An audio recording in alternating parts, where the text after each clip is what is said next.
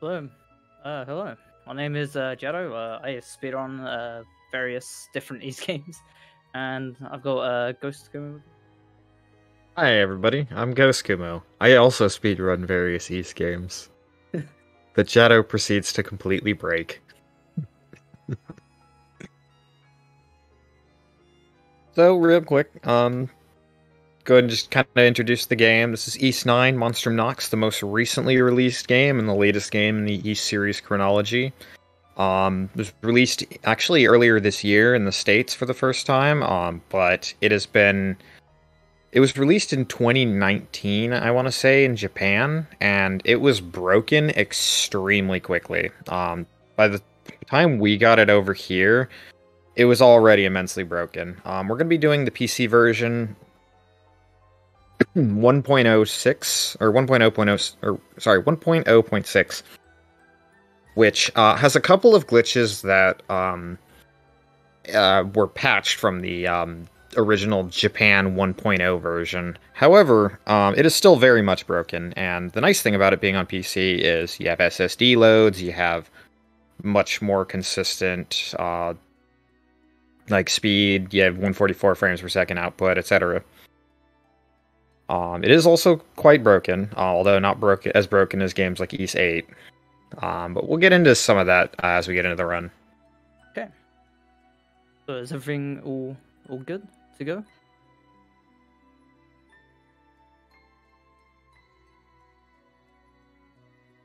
Okay. Timing. Okay. Ready to go. So I'll go and go. So 3, 2.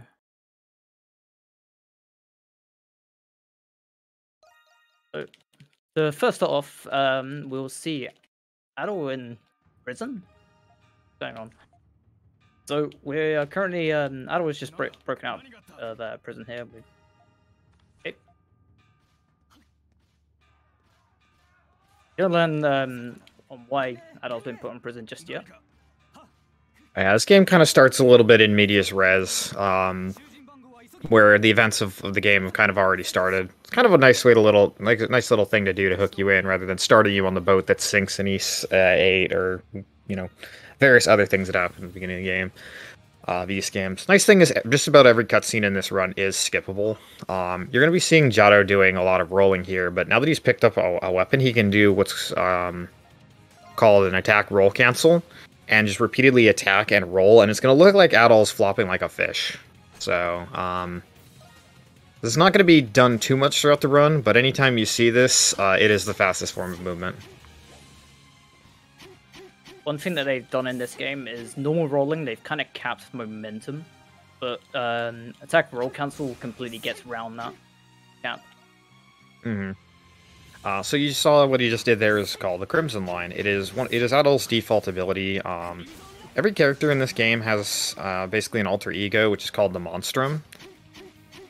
Each one gives them kind of a special ability, and a new set of duds. In Adol's case, he looks like a total OC. But, I mean, the same can be said about just about everyone. Anyways, we're coming up on the first boss here. It's a pretty basic fight. He's going to be doing a lot of downward thrust attacks to maximize damage per second. As all East games since East 7 have kind of established, the combat system is a 3-person party system with a flash guard, where if you perfectly time your guard, you have a little bit of time where you take no damage, and you do a little bit of bonus damage. You have skills that you can bind to the 4 face buttons, but he only currently has 1. This boss here can stun and just kind of beat him down, and that was a really, really clean fight. Yeah, one thing that's when they're stunned, when you attack him, you get a lot more SP gen. Well, it's just that I think the way it works is if an enemy takes more damage, that you get more SP gen as well. So that's basically the prologue. We're gonna get started. It's gonna take us back to how this whole mess got started. Typically, Adol and his friend Dogi go on an adventure in each East game, and they find themselves in trouble. Good. Oh, did you get the crash? I got the crash. Nice. Okay, this is like a one in. I don't even know. This is a very rare crash. I've gotten this crash before. So All right. this has happened before, then. Yes, it has happened, but while you're restarting, do you want me to read a few things? Yeah, go ahead. Should I take a? Yeah, sure. Like, loading So, Apostolic Paladin, who was a previous host, put in $5. Thanks for having me as a host, and I'll see you all Thursday. This goes to naming Matthew and Golden Sun Budgie. You know it's all about the budgie. They've been pushing for that, and they put their money where their budgie is. And also, we have a Pork Bob with $10 saying we could all use a little ease. Whee! Okay, and we're back. So yeah, that quite far. Yeah, that crash can happen every now and then. This is actually a pretty stable port, compared to East 8's disastrous initial PC port, which has since been made much more stable over time. But sometimes this just happens. It's unfortunate, but you should still be able to clear it under estimate with a decent run. So I made sure I made saves like parts where I've seen crashes, and that's the first time I've actually seen that one. I've gotten that one once, so I know it can happen. Maybe there are a couple of crashes in this game. I think it's just it's overlaying too many things at once, especially when you skip so many events.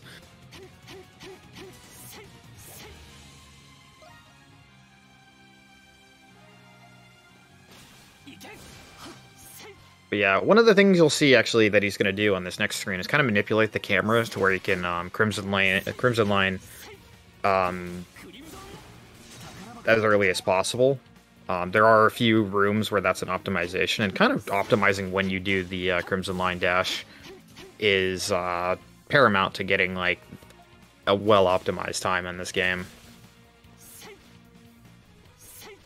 Somebody in chat was asking how you do the roll cancel. It's attack and then immediately dodge roll.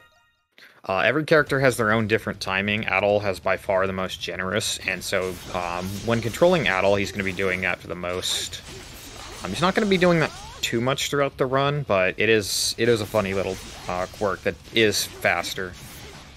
Another thing I haven't touched on, there is also the flash move. So there's a flash guard, which is a perfectly timed guard that gives you damage and vulnerability and mini crits. Flash move kind of gives you bullet time if you're familiar with Bayonetta. It effectively just lets you roll around or move around in kind of a slowed down time. I'm gonna take a safety save right before that. Just good idea. This crash is very rare. I've only ever had it happen once. Jado hasn't had it happen, but it showed up at the worst time. There we go. All right. We got past it. Yeah, we had to talk to this bald guy who's like a prison general. So the town that we're in is this place called Balduke. It's a very old city that has a giant prison, and it's kind of its defining feature, actually. Which I don't know why as many people would build a city around a prison, but whatever. This screen is deceptively tricky. There's some weird inputs, and it's very easy to mess up. One of the really cool things, though, with this game is you can skip all the events, and most cutscenes can be skipped, although they're not always the same inputs, which is kind of annoying. Adol broke out of prison because he has been in so many prisons in his lifetime, he's just picked up on skills to how to break locks and stuff, which I think is a really nice little touch. Just like at this point in the series, you feel like he's a veteran of just weird nonsense, and it's actually like a plot point in a number of ways. So here he finds a disguise, which gives him a black hair dye. It's kind of bluish tint, but that's just how anime does black hair a lot of the time. So we've now set up a base that we will eventually establish as our kind of hub. And we're going to find out that we're a wanted man for breaking out of prison. The actual reason Adol goes to prison is really funny, in my opinion. Effectively, he's so infamous for all the various mishaps and adventures he gets into that the people here think that as soon as he gets here, he's up to no good, and so they start interrogating him for questioning. They even ask, like, how have you been on so many shipwrecks? How have you been involved in so many of the greatest, like, near tragedies, like, near catastrophes ever? Anyway, so this is the introduction of the Monstrums, the other 5 characters that we're supposed to be getting throughout the game. Spoilers, we will not be getting all of them in the run. But, every now and then you have what is called the Grimwald Nox, which is effectively where the game becomes an isekai for a very brief period of time. The darkness takes over, and a bunch of enemies try to essentially just break down the town, and the Monstrums are basically the defense mechanism to prevent that from happening. So, these are the equivalent of the raids from East 8, if you've ever watched a run of that or played that game but haven't played this one. Just kind of a horde mode, Call of Duty Zombies mode, where a bunch of enemies spawn and you have to take them all out and defend your base and not die. Okay, that's good. We got a good RNG. So this doggo can decide to completely ignore you and go straight for the crystal. Just run after him. That was pretty clean raid 1. Important to note, once you kill the boss on the final wave, the raid ends. There's a couple different types. We'll only be seeing like my favorite type once in the run, but it's pretty cool.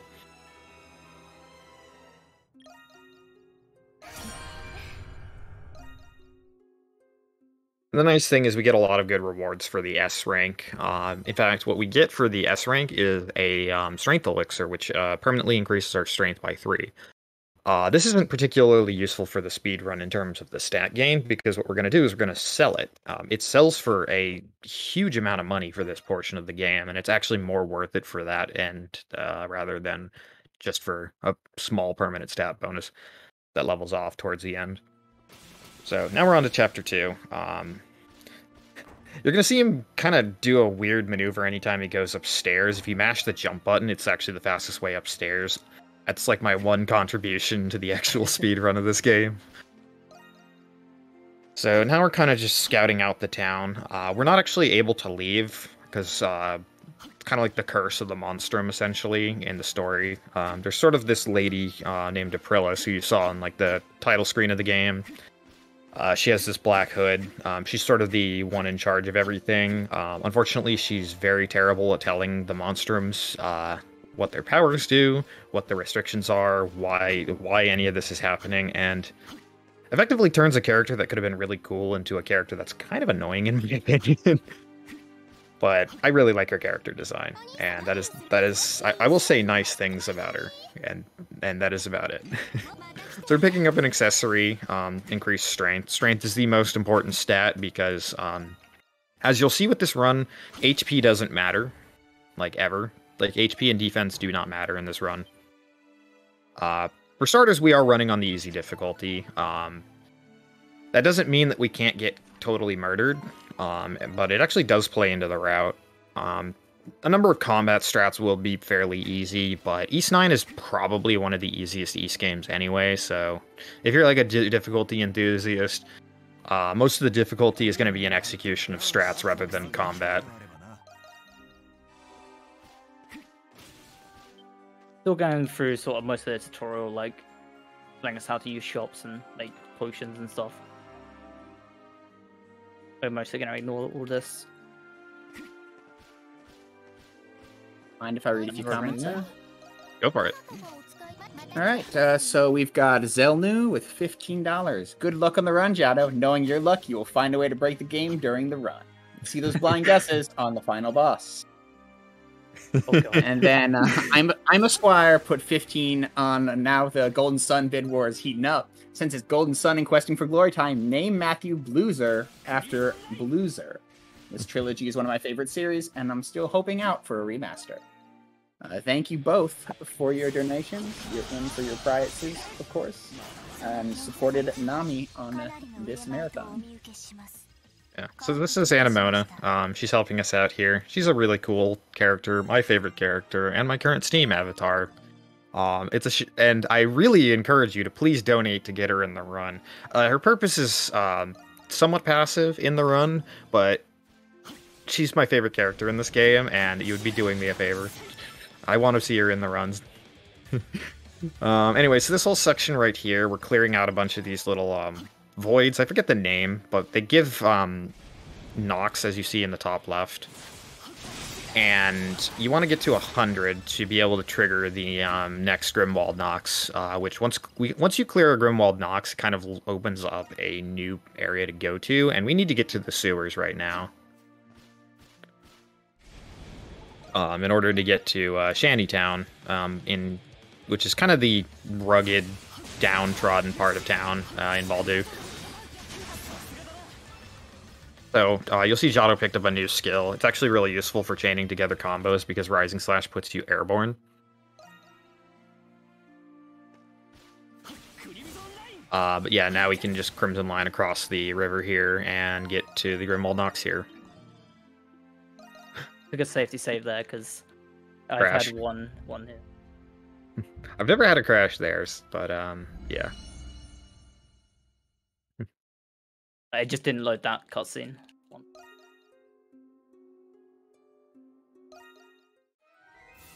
Speaking of Anamona, the bid war's moved a little. She's still ahead. 25. It's no, actually, she's behind now. It's 25 skip, 15 get. So you better convince them if you know. You said that's about 35 minutes out. Yeah.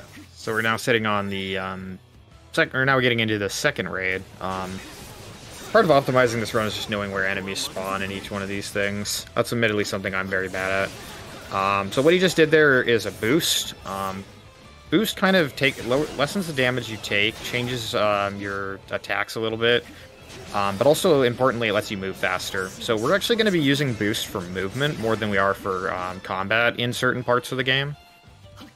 It will still be useful for combat, although not as much for the defensive aspects or the offensive aspect itself, but because after a while you get an extra skill, which is like a super attack.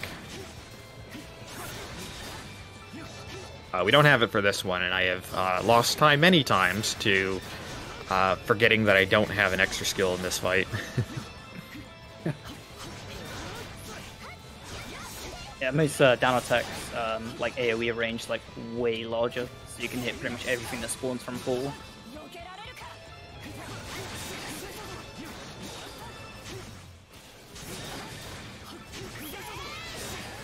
Is using boost essentially build up a bar or something for that extra ability?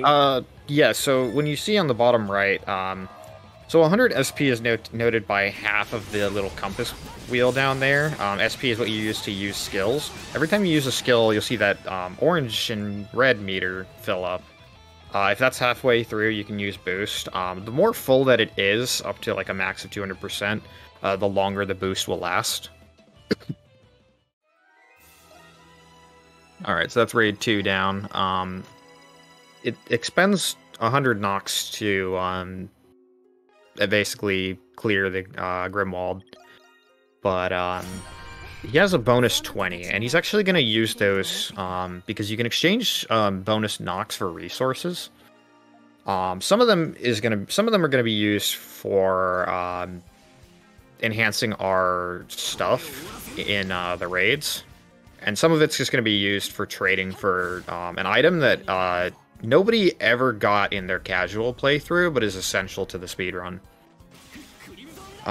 Important to note, anytime you enter a cutscene or switch characters while in boost here, the meter will stop draining and your boost will cancel. Oh yeah. So there's a lot of balancing that. Here's a boss. I love this trick. We're just gonna leave it. Yeah, so they left... the arena has a boundary around it, but you can get around that by angling your camera in such a way that you crimson line to that point at the edge there, and that just lets you navigate around the boss. Unfortunately, unlike East 8, doing something... or like Salsetta, doing a trick like that, all it does is make you not have to fight the boss. So it only saves a little bit of time, but it's funny, and it saves time, so it's worth doing. There is actually a way of skipping that boss entirely, but we actually need to encounter the boss to get the special attack. Mm-hmm. Yeah, we keep getting elixirs from the Grimwalds, and they save time to just sell instead and get used that money instead. One real quick thing to note, this route that we're doing is actually a dated route. There's a new route that saves about 15 minutes. It's substantially harder and came about within the last, like, 10 days. So, as per tradition, we're, East Games break just before Limit Break marathons. So right here, we're supposed to chase after Cat, but you can just, the white cat, but you can just let her run off, and, there's an option to proceed as if you caught her, because I'm guessing it was some sort of accessibility thing. They didn't want people to have to, like, do something super mechanically intensive. But now we get the white cat, the second party member, also known as Krisha. That's her, her name. She's a part of this, company called the Pendletons. She's like an adoptive daughter, and she kind of hates what the family's doing because, like, their high-end capitalism is diverting money away from the poor parts of town, and so she's been kind of acting like Robin Hood and just taking money from her family and just spreading the wealth to the poor parts of town. But there's a lot more to it I won't get into, just because trying to explain the story of this game is impossible when we skip so much of it. But Okay. So what I just did there when I Crimson lined under that like railing, I skipped an entire boss. Now we're just gonna go straight to the second boss. yeah, a lot of, as I mentioned, a lot of the tricks in this game involve manipulating the camera angles to Crimson Line in ways that you're kind of not meant to. The other really useful thing about Cat is she can run up walls, which is her main ability. Oh, that's a different movement tech than I've seen. So now we're coming up on the, is this the boss of this dungeon, or just the mid-boss of the dungeon? No, okay. This is the final boss of the dungeon. Yeah, so this is Dragia Hamon. He's, his head is his weak spot.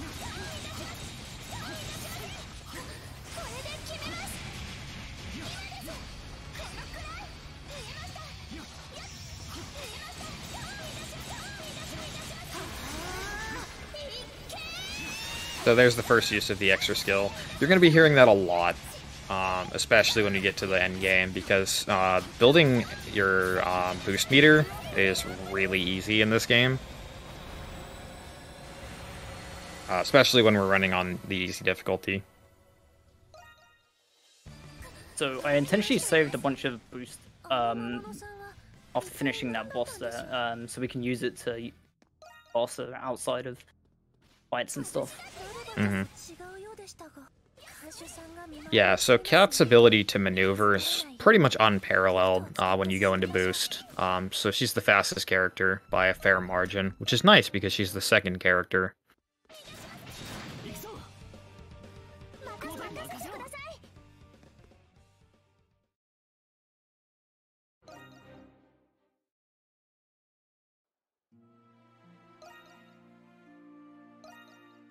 Time for a donation or two? Go for it. We're just finishing up chapter 2. Okay. Mr. Etz put in $5. No comment, but thank you. They spread their donation between multiple incentives, of which we have many. Softnum put in $11 and put Anemone back on the table, making that bid war 26 to 25. So thank you for your donation to Nami there.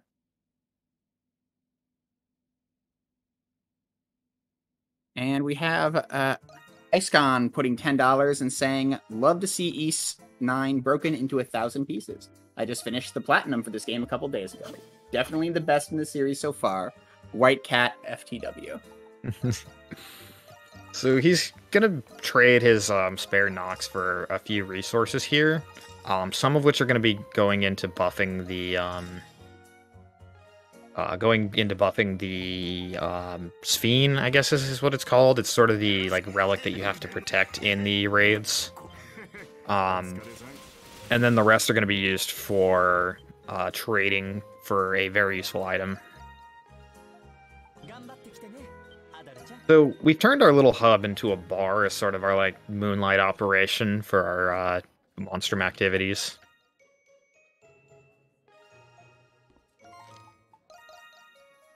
Here we're we're just gonna getting have- a bunch of quests.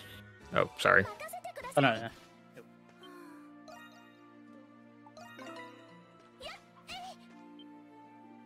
Yeah, so Kiri's gonna take a quest, and essentially you have to get the side quests to build up enough Nox to sort of advance the story in the game. Right here, we need to figure out what's going on in the well. So the actual fastest strat is to just dash attack with Adol, because he just absolutely murders these plants in one shot. This room is really fun on Inferno because everything one-hit kills you, but you can one-hit kill them.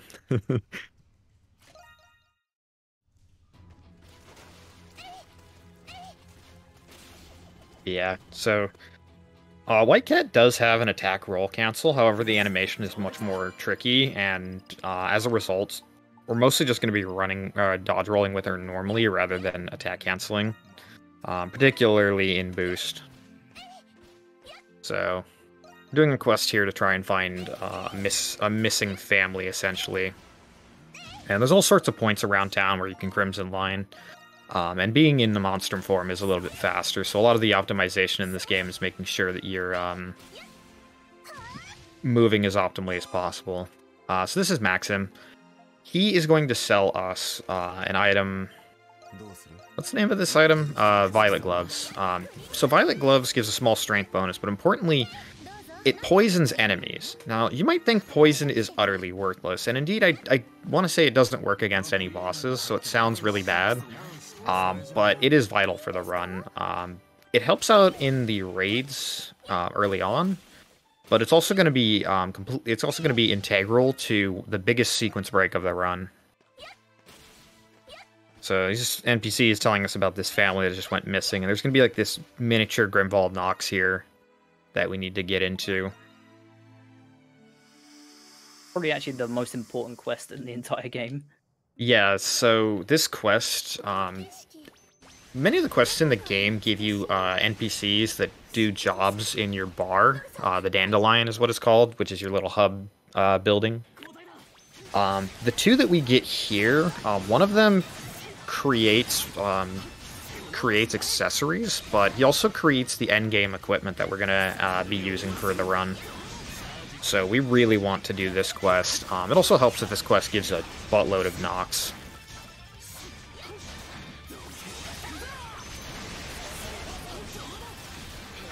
So we just need to protect them from this horde of enemies, because they found themselves in the Grimwald despite not being Monstrums and having any way to defend themselves.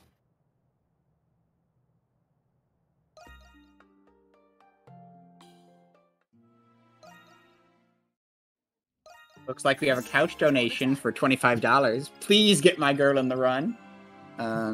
Thank you, Ghost Kumo, for putting your money where the Nami is and donating to the cause that we're all running for. Dude, Anamona is so cool. Like, her animations are, in my opinion, like, just the best in the 3D East games. Like, her combos are just so much fun to use. Like, even when I played this game casually for the first time and I largely used White Cat, I was like, I always insisted on having Anamona in the party, just on account of how much fun she was to use. So it's got a really cool design. Anyway, so there's some graffiti here, which creates a very small mob of enemies that actually gives 20 Nox. Normally there's these little orbs around town that you touch them and you clear them, they give you 3 Nox. But some special encounters can give you more than that. And this is going to unlock the western part of town, as long as we do a raid here.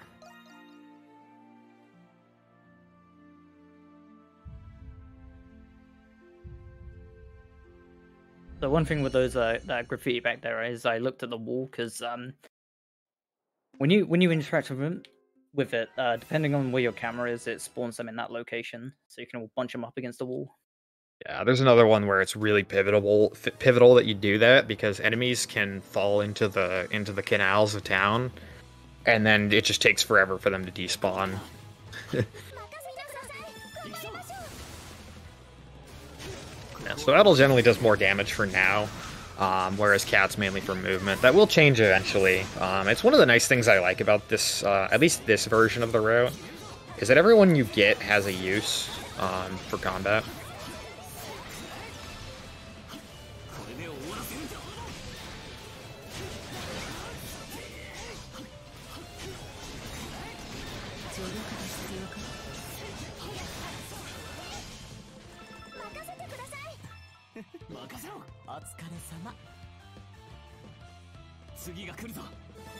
Do I have a moment to talk about Nami? Sure. This is just a raid. It's just kill things is the strat. Yep. Good strat. I'm a big fan. But remember, this is a charity marathon. We are here raising money for NAMI, the National Alliance on Mental Illness, the nation's largest grassroots mental health organization. Their work is focused around 3 pillars: education support, awareness, and advocacy. What does that mean? Well, advocacy. They engage in federal advocacy, as well as supporting NAMI state organizations in their state-level advocacy efforts. And that's why we're all here. That's why there's more than $2,000 on that in our first day. Been grateful to RBG Limit Break for letting us host here and show you all this wide variety of runs.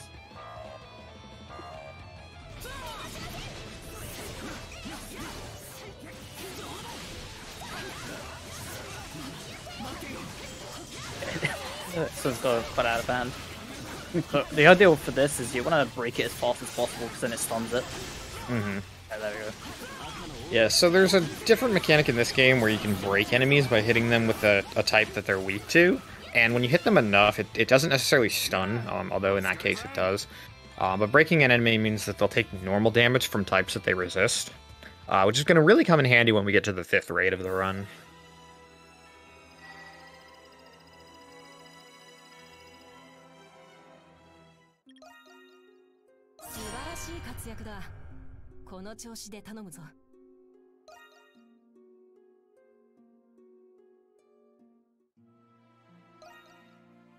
Okay, so you have to do a bunch of things here just to advance the story.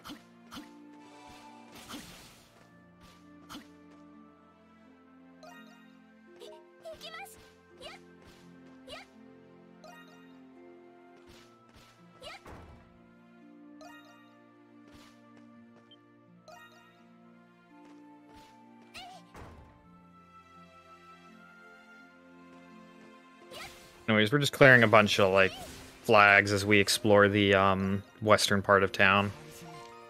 But we're going to find, as soon as we warp to this area, there's going to be a scene where Hawk, the blue guy with blonde hair, is going to basically get in with it with the guards, and he's the biggest part of why most of the people in town, or many of the authority figures in town, don't trust the Monstrums.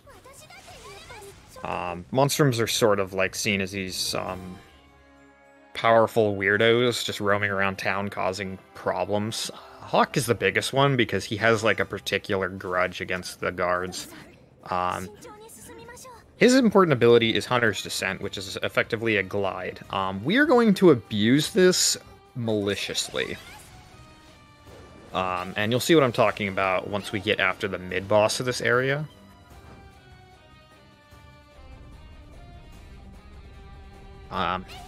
So Hawk's the alter ego of actually a guard himself. His name is Credo, or a knight, I guess.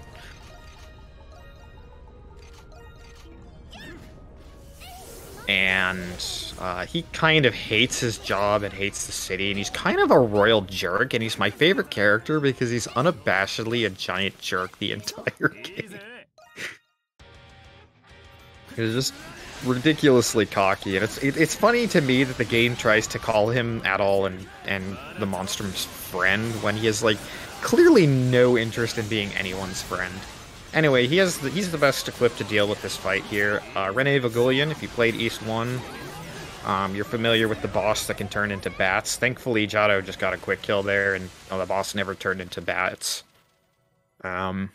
There's some interesting references to past East games. We won't be seeing too many of them in the run, sadly. Okay, so here's the first instance of abusing the flight.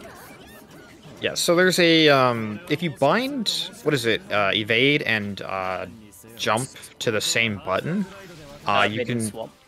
Yeah, evade and swap.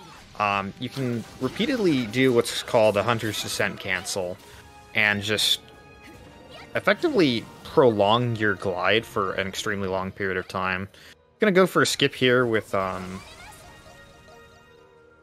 Cat to skip under this bar here. by using the boost. I want to show this. Yeah, if you go into boost, you get a little bit of extra momentum to just push your way underneath the bars as it falls down. At this point, he's lost time trying this because it only takes killing a few enemies to get through it, but yeah. There's a cool trick where you can get like stuck under the gate and it pushes you under the floor.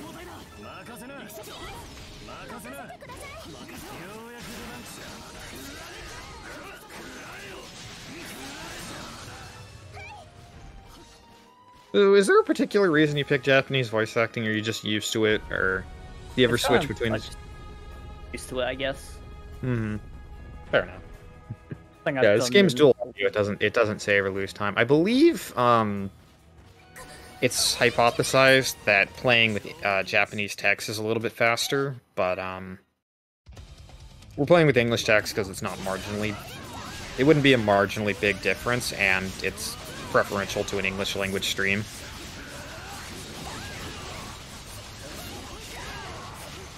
Yeah, so this is Malefius.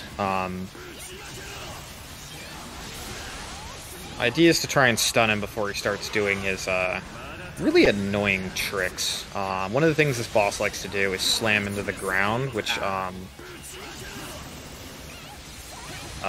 you'll see here. It basically drags the entire arena to the floor, and there's a spike pit here where you just take damage.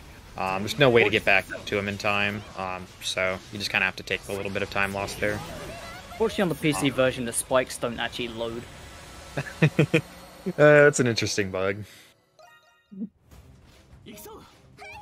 But yeah, so he actually tried to end that fight with enough boost that he could boost immediately for this next movement portion of the run.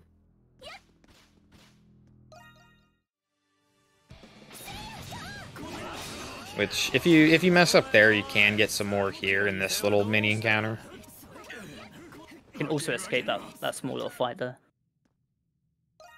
As Rujasu notes, so we are being restreamed by a Japanese contingent, so I'm sure they appreciate the mix of English and Japanese, so they can follow along at least a little bit. I don't know how much they can hear. I'm actually curious who's on the Japanese restream for this. I would assume it would be Lost-san. They've been reaching out to me for the Legend of Mana run. Like, they've been reaching out, so I don't know.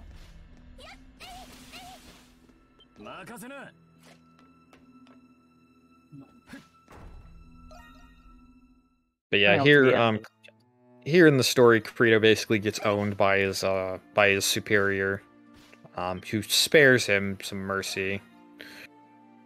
But yeah. Now Kirito is gonna just kind of sort of join us, but not really. In fact, it's kind of annoying because he only joins up with us if we're doing any action. He doesn't want anything to do with us otherwise for a while. It takes a while before he fully commits to joining the party. Somebody asked if the spikes just never load on PC. Is that just it just doesn't work ever? So the spikes do damage, just they don't like render the graphic for them. Okay. Interestingly enough, if you like clip out of bounds, you can actually see them loaded. But when you get into the like room, they just unloaded. So you'll see a different Adol with Rags here. He don't worry about him too much. It's a big story point that's never going to get touched on in the speedrun. Effectively, there's just another Adol doing stuff. And it's important in the game's story. It's not important for the speedrun.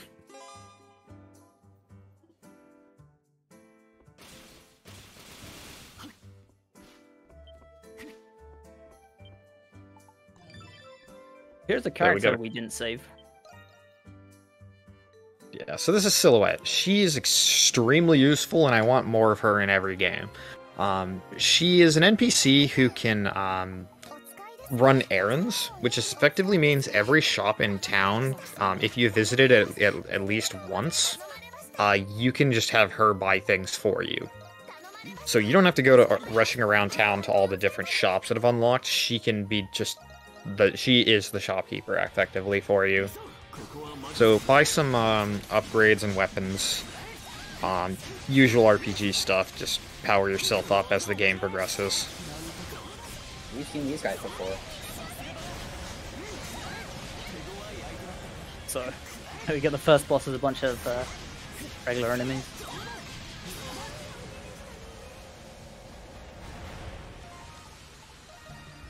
Yeah, so we just need to kill these Marutudos to fulfill Aprilis' quest to get some knocks. This quest right here is actually going to be really useful because this gives us a recipe for a food item called the bouillabaisse. I'm not going to even pretend to try and give it a French pronunciation. Bouillabaisse or something, I don't know. Okay, I did attempt. I lied. But there's two food items in the game that are really useful for the speedrun.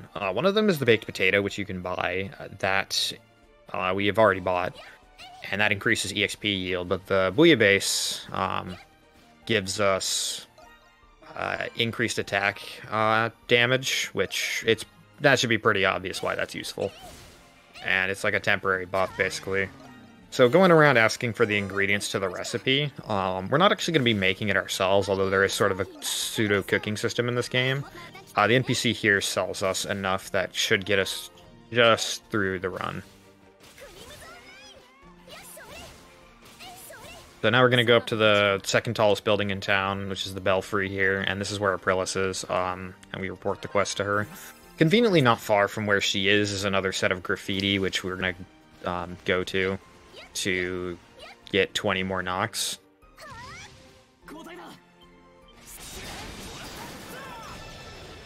Yeah, Giotto manipulated the camera there to make sure that he could kill the spawning Marutudos really quickly. They like to jump into the canal and just... It takes forever for them to despawn, and you can't hit them.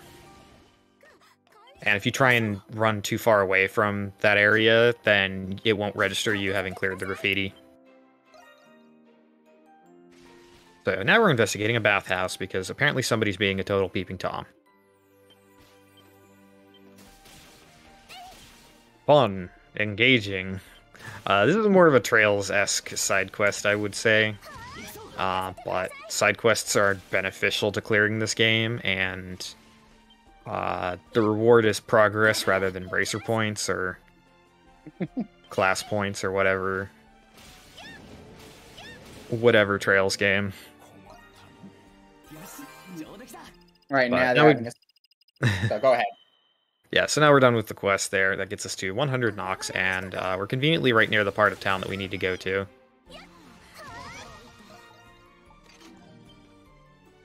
So he gives Cat a skill here called, what is it, Cat Scratch? I think it's like natural something. It was literally just in front of us. Yeah, Claw Snatch, okay. Thanks, Japanese Restream, for being open on my side monitor. Claw Snatch is not particularly good for combat, but it has a nice range, and we're in the fourth raid, which the fourth raid is unique amongst the raids that we're going to be doing here, in that it's called a Purge. Purge Raids involve you clearing a certain number of crystals. You have two options in these raids, either to clear every single crystal just by hitting it, or by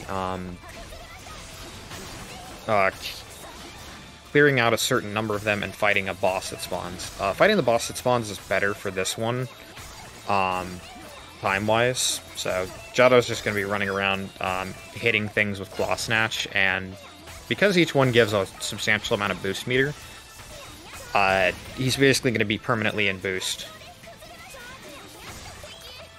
Also, this is the point in the game where White Cat acts the most like a cat, and it's...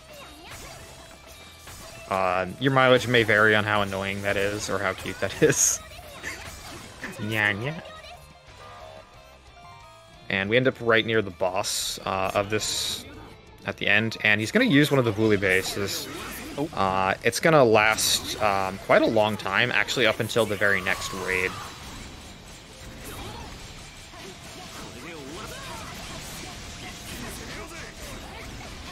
So he's just going to spam skills and then just hit the boss with an extra skill. And try to build up some more extra meter. There is a chance that one of the NPC skills can give us infinite SP.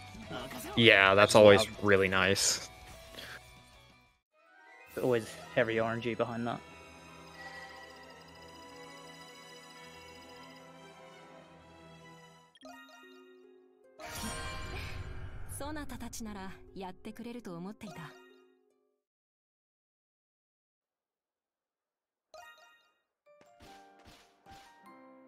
Alright, so now we have the west end of town unlocked. And the next raid is the one that's actually going to allow us to leave Balduke. Although it's going to be about the part where the largely intended gameplay that we've done so far is going to end. So he's going to give Credo the violet gloves and the upgrade, because now Credo's in the party for good. And this character here is Doll. Doll is one of the 4 Monstrums. That's her alter ego name. Her actual name given is Anemona Reindoll. And she is the coolest.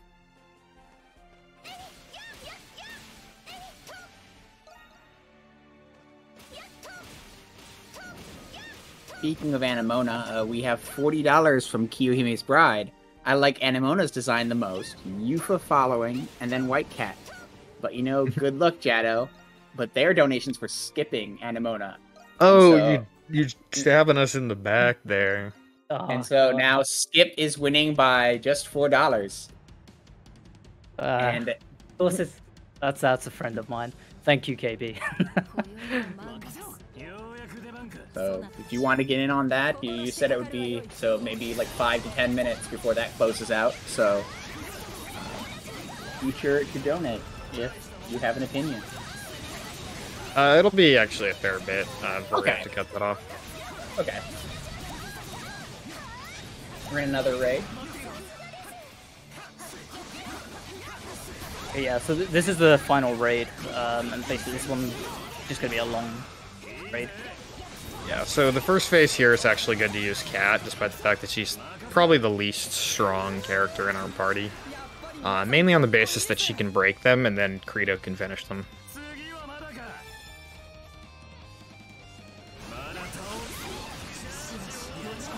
We're going to be in boost a lot in these fights, just because it's faster movement, I think it's faster skill regeneration. You might notice that the bit rate is a little bit lower in this, and that's just kind of a byproduct of... I feel like the Noxus just absolutely destroy bit rate. Or the Grimwalds. I don't know, they give several different names for them, and I forget them every time.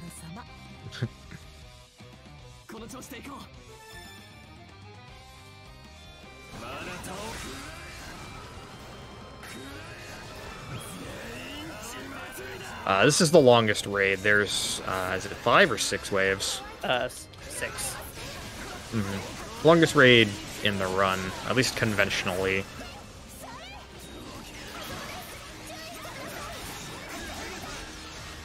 Well, I say that, but we get to the end game trigger, and I guess that's like a raid, but it's weird.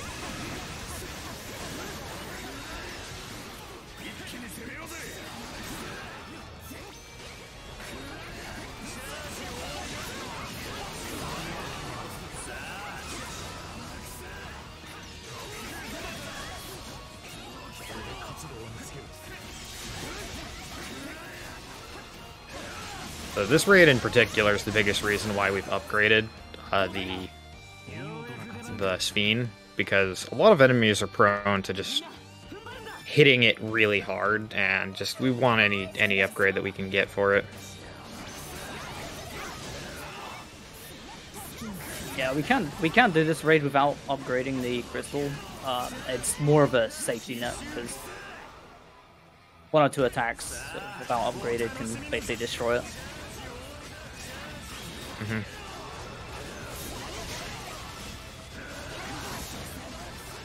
While you're raiding, I'll note we had a $25 anonymous donation. No comment, but they're donated to the Lost Odyssey Any % Run View Mama cutscene. Thank you for that, of course. Please donate to that one when that comes a thing. That is such a good cutscene. I'm not familiar, so I'll take your word for it. And thank you. Every donation helps.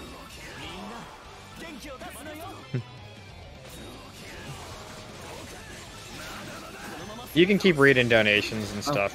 We're just going through the motions at this point. That's good. We had another rush.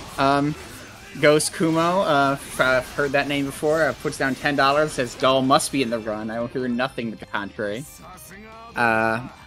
Elisco puts down $10. Snowfire, $10 with a comment of dolls don't have soul. Skip Anemona. Oh, that is My God. that is a scorcher. You hurt me with that donation. And Bill the Conqueror has $8. Thank you all for your donations. Let's see how that changes the bid war. Get is currently ahead at 104, so 104 to 65 right now.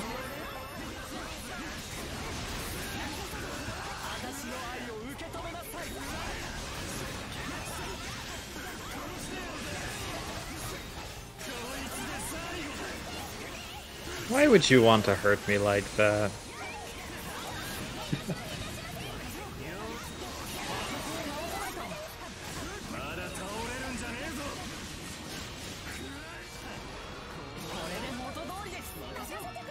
Yeah, so about the last, like, 10 minutes worth of the run, maybe more, actually have been kind of phased out of the any percent run, but we're doing them here because the new route's, again, quite unstable, quite difficult, and not fully fleshed out. Plus, this is, like, plus it removes the incentive, so we wanted to have that incentive there. Speaking of that, generic Gunleon donated $15. I normally donate towards incentives with set goals that are bid wars, but GK is cool, so I will donate to get Anemona. Thank you, my friend.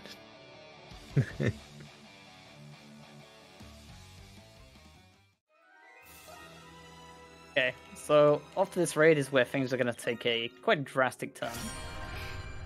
Yeah, so right now, we have access to the outside of town, which is where the rest of Chapter 4 is supposed to take place.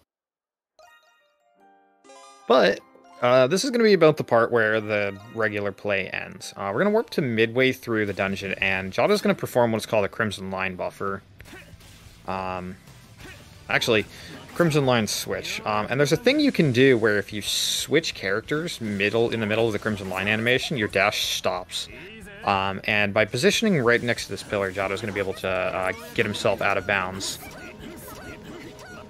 And there's a way into the prison here that we really want to get to, offered to the side here. So he's using the extended Hunter's Descent to effectively get around the out-of-bounds terrain without falling to the plane on the bottom. It's not a kill plane in this game, it just kind of resets you to the last solid ground you were standing on, which can include out-of-bounds. He's going to gently hover down over here, and he's going to land in the loading zone to the prison.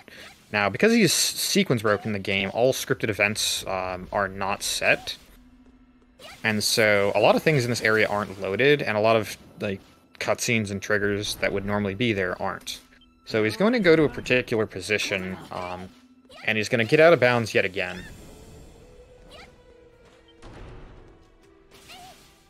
He's going to try and get to a certain spot that has a treasure chest, which has one of Anemona's belongings. And this is going to kind of accelerate the state of the game a little bit. Because this cutscene takes place outside of town, it's going to take us out of town. Now, you can skip this cutscene, but if you do, the trick is not going to work. So instead, he's just going to hold fast forward and let it play out as fast as possible.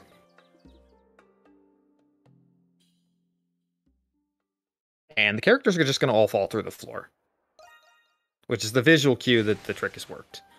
He's going to hit the plane on the ground, and then he's going to return back into Balduke. He needs to be very careful with how he treads here to not trigger anything, because currently Balduke's set in a state where all the barriers around town do not exist. And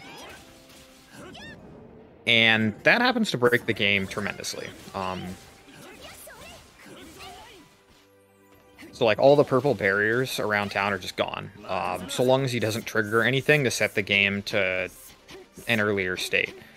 This means that we can access the graveyard, and if you played this game casually, you know the graveyard is where endgame is triggered, so we can just go straight to endgame.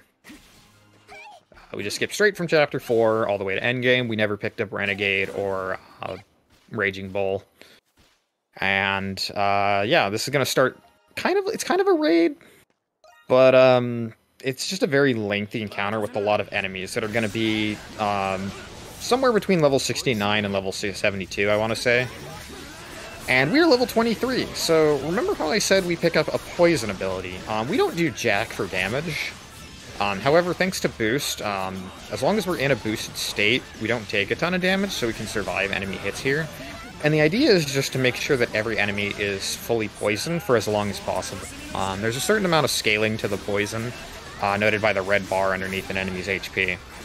This is also why we got the baked potatoes, because we're going to accelerate from level 23 to level, like, 50-something before the final boss, and use a lot of these enemies to get us there.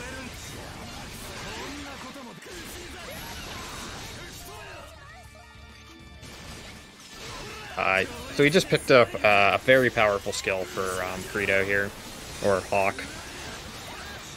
In the community, we tend to use both names interchangeably for the characters, but this attack just hits enemies a ton of times, and that applies poison as much as possible.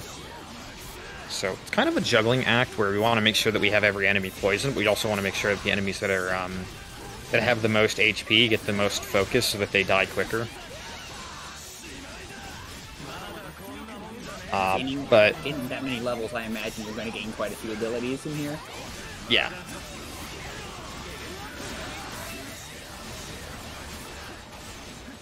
Anyways, there's like 6 waves in this part of just going through the motions. So if you have any donations or plugs, go ahead. Sure. We have a donation for $35 from Down. Thank you. Always appreciate it.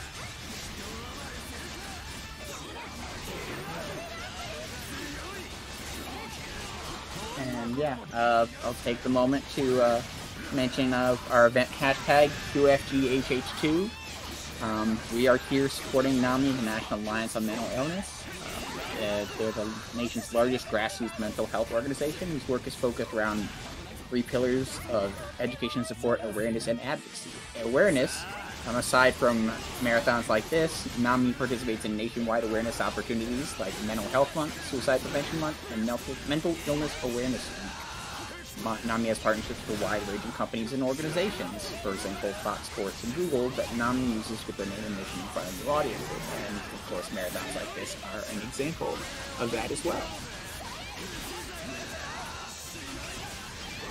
The one thing we haven't touched on, as I said, at least not in a while, one thing I said earlier, health doesn't matter in this run. Part of it's because when you're in boost, you replenish health over time, but part of it is we're just going to be spamming revive items quite often. We picked up 26 figs, which revive you at 100 HP, and this game is kind of thing where it doesn't really matter if you have 1 HP or max HP. And in fact, we're going to get an accessory later that lets us do more damage when we're at lower HP. So at that point, the difficulty doesn't matter as much because any one hit will kill us. But we'll have plenty of things to revive us in that case.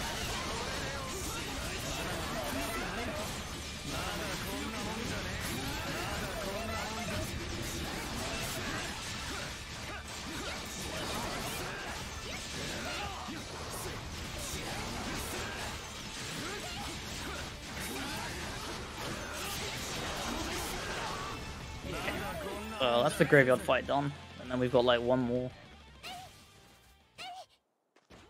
Yeah, so next is going to trigger the as my friend Stairmaster likes to point out and chuckle about, ultimate Grimwald Nox, where we need to raid the I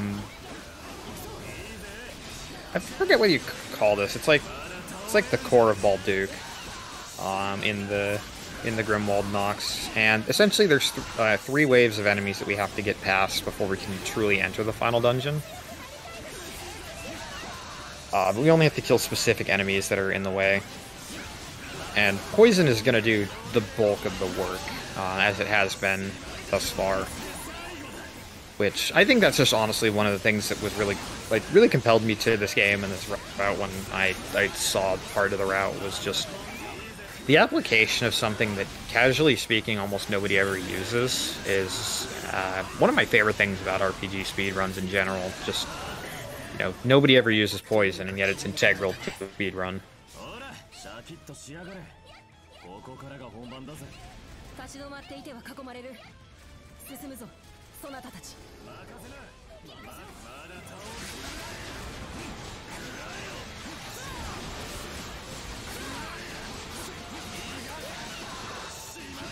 If you're having trouble following what's going on, don't worry. Even those of us who run, even those of us who run the game, sometimes have a hard time following everything here.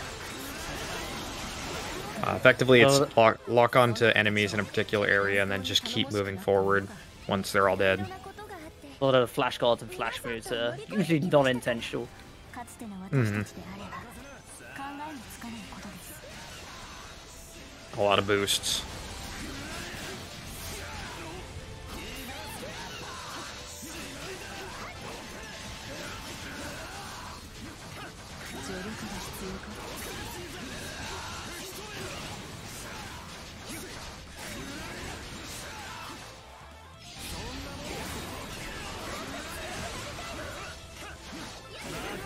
Have a moment to talk about a few of the challenges that are coming up? Give it just a minute. Okay. We're just getting into the final dungeon, and we're gonna immediately descend into Trick Madness here. Okay. Yeah. This is the one you warned me about? Yeah. So, Alright. We'll give you time for that in a little bit. So first, you're gonna do another Crimson Line buffer, although this one's gonna be done through the pause menu.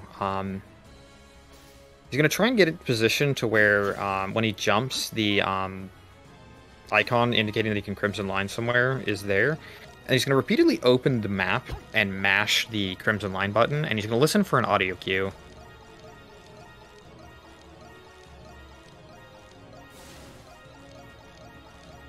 And effectively what this lets him do is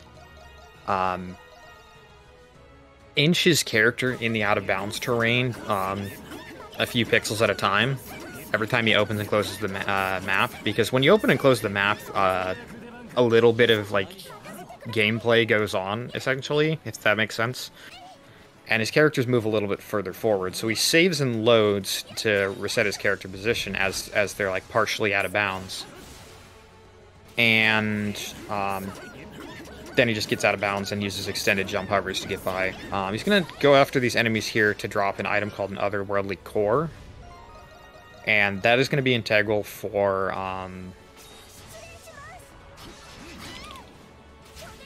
that's going to be integral for creating the final weapon that we're going to be using in the run, because strength still does matter. Bit unlucky here.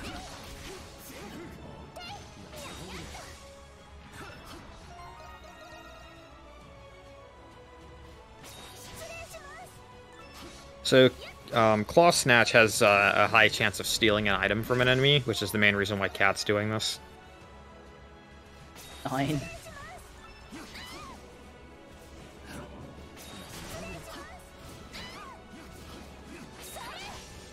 And okay, this is really bad RNG. 11.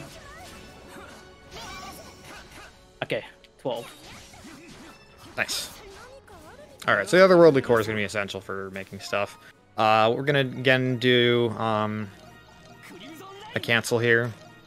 So you hear a character shout Crimson Line or just a grunt, and that means that they're out of bounds, and then he's just going to kind of slowly buffer in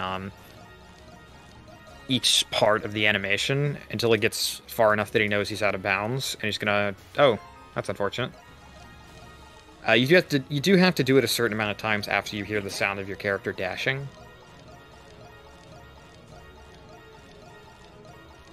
So, apologies to anyone with photosensitivity. I probably should have given a little bit of a warning there. They want extra there. Okay, there we go. So now he's out of bounds. You can just extended Hunter's Descent hover. He's going to run up the wall here, and then do another extended hover to try and get up to a certain height. And this is going to allow him to reach sort of like the peak of this room here. and then he's going to do a very long extended hover over to this far off part of the area. And he wants to get in through the top, because if you don't get in through the top, you have to take a very long detour to kind of climb up within the room itself, rather than just getting there all the way out of bounds. Yeah, words are hard. There's a lot of technical tricks in this part. You'll notice his stamina meter is slowly running out. A lot of this trick is just making sure that you balance that out and you get the right timing with the trick. Because if you don't get the right timing with the trick, you can just burn stamina really quickly. It's part of the most difficult aspect of that extended hover. I mean, sometimes just rapidly switching characters, and like sometimes just mashing the switch character button, and you get a much slower hover, but you if you fall a lot quicker, but it replenishes your stamina. So yeah, that button in particular was switch and roll, the double bound one. Yeah. Yeah, thankfully the Steam controller support added the means to double bind a button to any button on your controller. So here he's picking up a few more resources that he's going to need, because we're going to get to the recipe that allows us to craft the strongest weapons in the game. We have one final extended hover here, and this is probably the most tricky one to angle the camera for.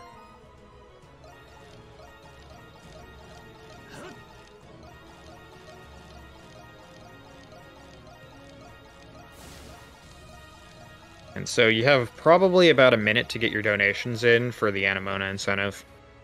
We'll be cutting it off very shortly.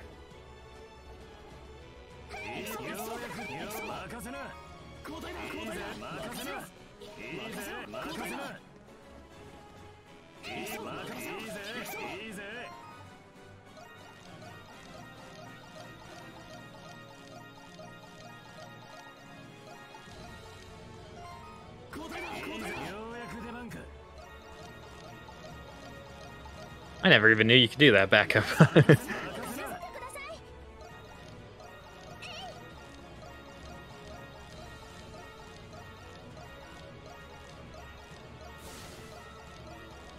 Yeah, map is truly the most powerful item in 3D games. Yeah, this one's been a bit awkward.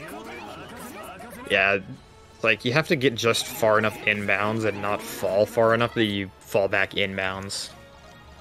This is the most difficult trick here.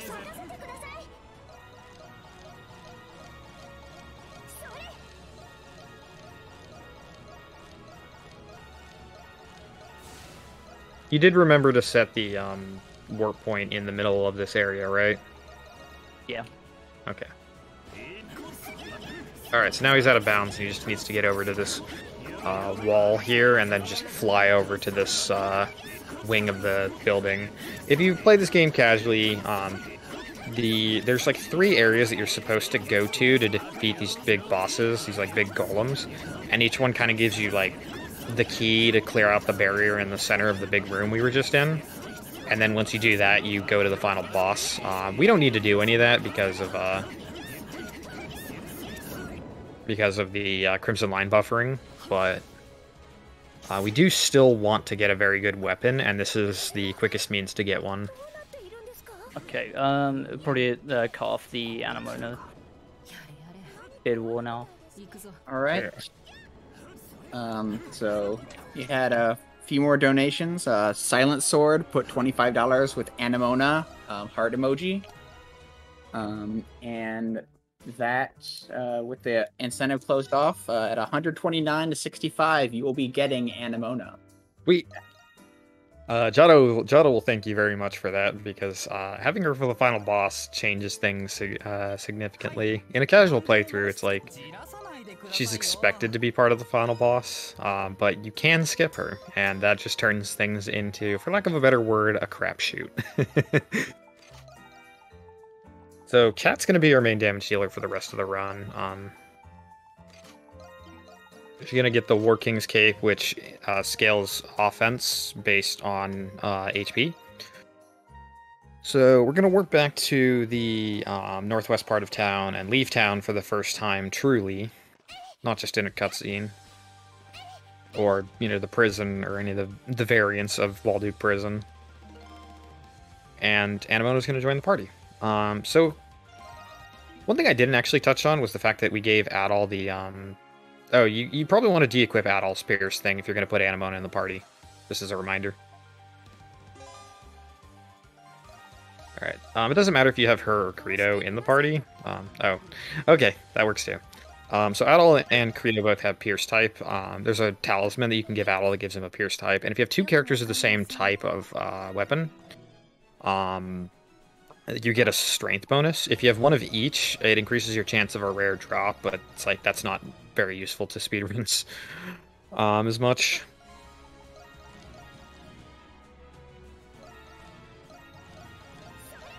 So you've got to do one more final Crimson line, off it through this barrier here. This was incredibly easy. And I actually failed it. Oh no.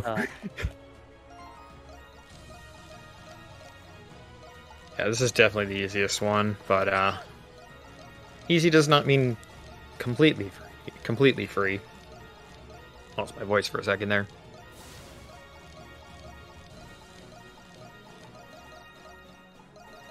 There we go.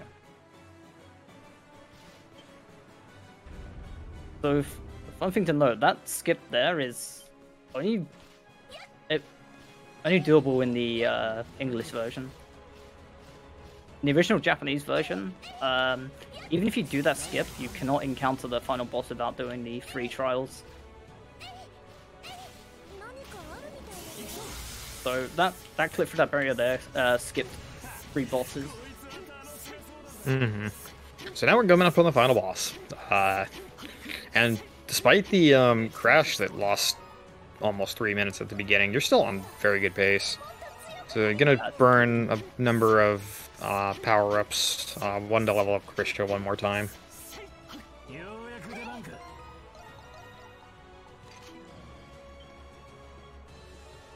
And the whole reason why that skip doesn't work on the Japanese version is because this confirmation box is not here on the Japanese version.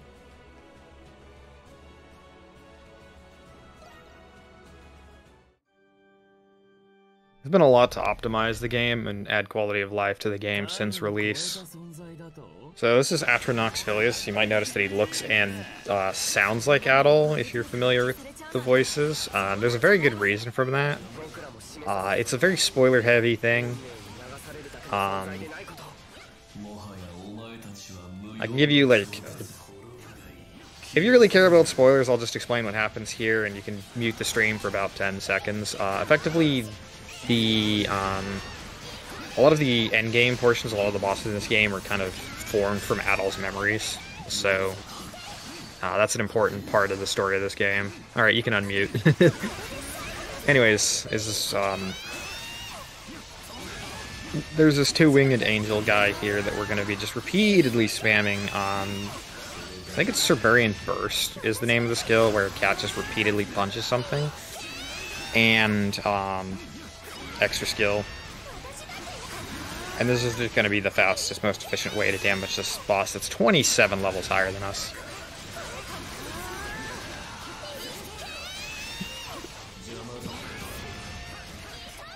So it's actually fine if we take like damage there, because whenever we're in special, it's actually going to regen our health, and we want to keep our health as low as possible. So intentionally taking damage just to either for our character to faint, and then we revive with there's the reason we chose the lowest health revival item.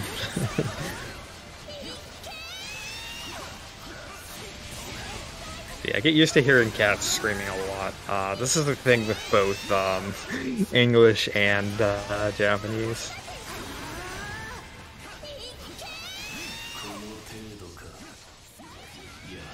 It used to be a lot worse before we found a way to get a new weapon. This fight lasted a lot longer.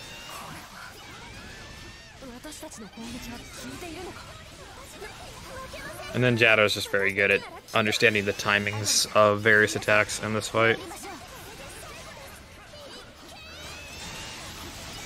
A weird oddity with like flash guards, you can kind of extend it if you just keep spamming attacks.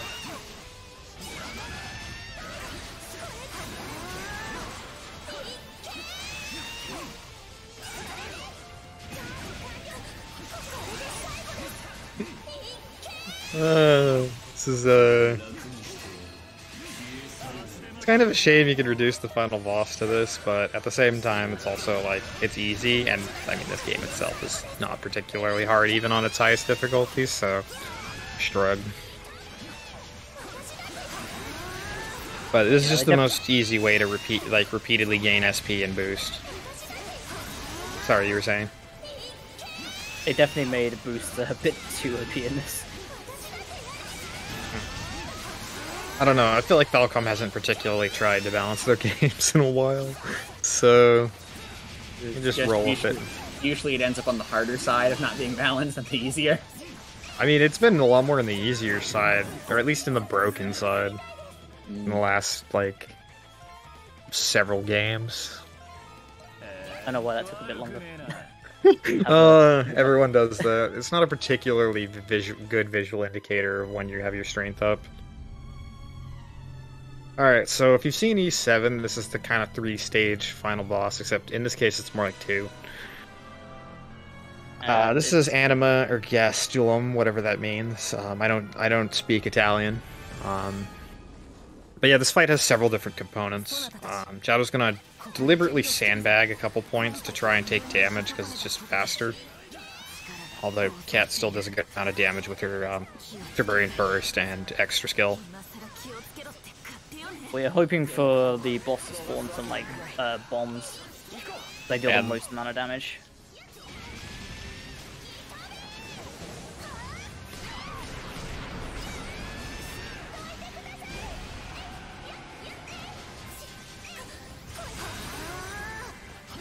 Okay, there we go.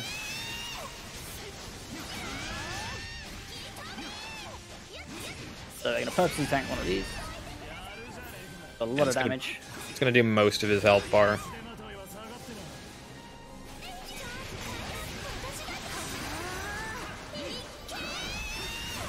Okay then.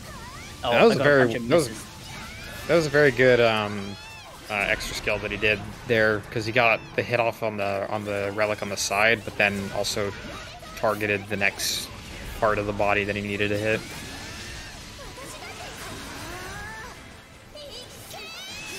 Still a bit high on the health than I'd like to be. So now we're gonna get into phase 2, and phase 2 is the part where it really helps to have Anemona. If you're colorblind, I apologize on behalf of this game. This portion is kind of hard to follow, like just in general. Anemona's ability is it allows her to see things that cannot be like special things. Like normally this would mean like hit breakable walls, hidden items and stuff. In this fight's case, this boss has these 6 spikes coming out of its back, and one of them will be basically like glowing.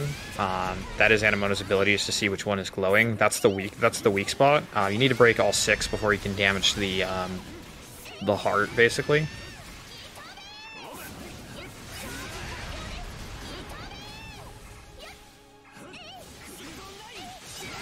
If we didn't have Anemona, Jaddo would just be blind guessing and like trial and erroring his way through. Unfortunately, this is a reality of any percent nowadays. But it's faster overall regardless. It wasn't faster originally in the older any percent unless you like got like perfect luck. But yeah, there's a metric ton of red here when you're in when you use her I forget what the name of it, like this special they're her special eye powers. Third eye. Yeah, third eye. Just slightly ironic because Doll never opens her eyes.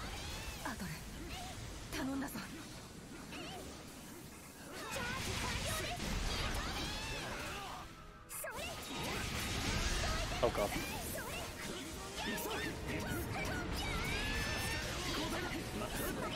Please hit it. Okay. That was a very good save.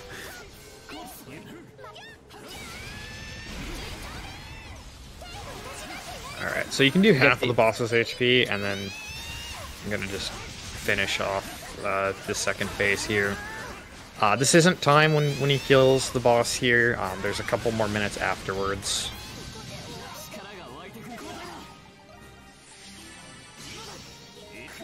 I kind of wish you could switch Anemone to get the final hit here.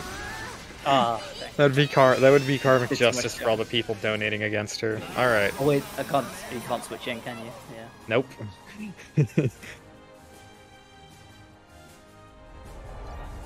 And suddenly, egg.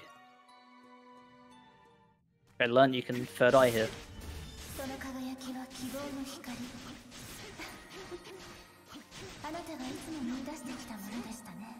I didn't know you could. So these voices are,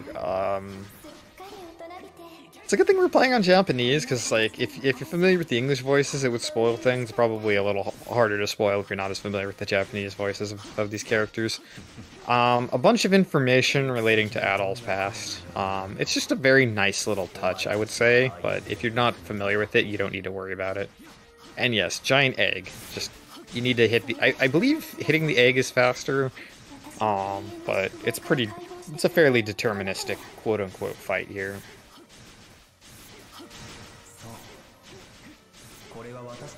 I don't even need to do the down attacks. Like, you can just attack it normally, and it ends just as fast. So, again, flashing lights warning. I'll turn this on so it's a bit better. Time coming up. Nope. Oh, no, time is gonna be like, time is when the credits start, or when the post credits thing comes on.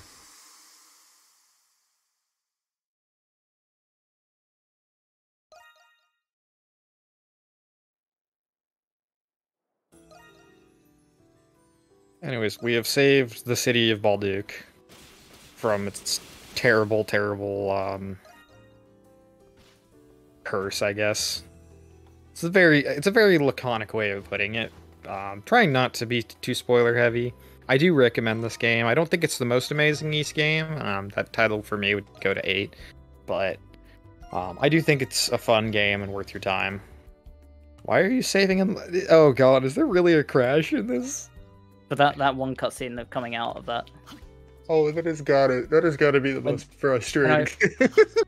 I was recording the submission video, and it happened right there. That's amazing, dude. Oh, that's so good. One of these days they'll get the PC ports right. Honestly, like I said, this is a good port, but it has its share of flaws. Okay, time is coming up.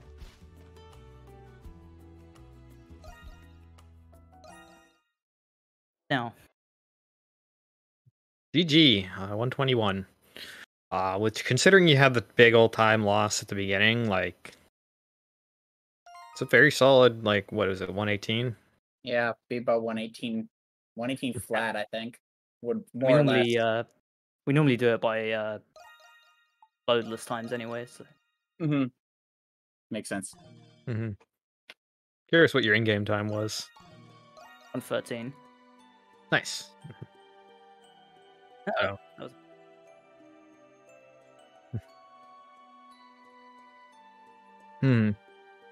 Not bad.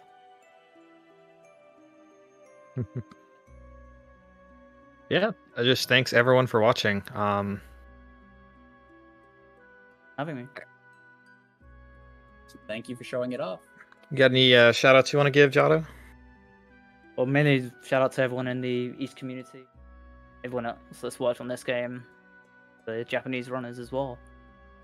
Yeah, big shout outs to Lost-san, who Lost 1002. He was like one of the first people to run this game. I think he ran it for RTA in Japan before it ever came out in the West. He's been like a big force in modern 3D East games. I suppose shout out Frozer, who we wish he could have been here for commentary, but he couldn't make it. He's pretty cool. Shout out to Jato for breaking this game. Shout out to, I believe his name is Mabo-san. He's one of the ones that's been mostly breaking this game as well. He's the one that found the most recent glitch.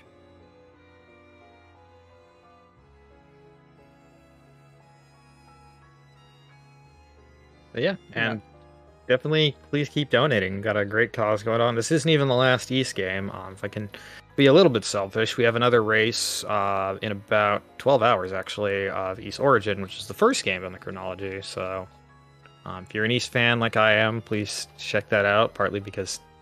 I say that partly because I'm in it, but like I've been mostly just really excited to see Harumaki-san get a chance to run a game on a Limit Break marathon, and this is kind of finally the first time it's happening. Yeah.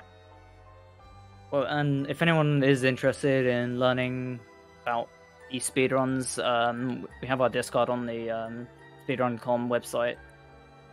On the pages there. Yeah, I'll be happy to help if anyone would like to know more about this game, of course. Same for pretty much any of the games in the series. If it's not me, I can direct you to the person who probably is the most knowledgeable. We got a pretty tight-knit community, so... Yeah. All right. Thank you both. I have a couple of donations that I want to read that came in during your run before things change up. There's an anonymous $50 donation. Thank you, of course. Wells gave $7, and that put us over 2,500 by the end of your run. So nice. Thank you, everybody, for donating and keeping this going. Next up, we have a Final Fantasy XII the Zodiac Age run, but before that, we actually have a get to know your runner for Kyo's Little Monster, who's the runner for that. So that'll be something to look forward to when that comes around. Yeah, thank you both for running and commentating. There's nobody in my ear on when we're moving on to the next run, but okay. Yeah, sounds like it's time to move forward. Thank you all, and enjoy this video segment on Kyo's Little Monster. Having us.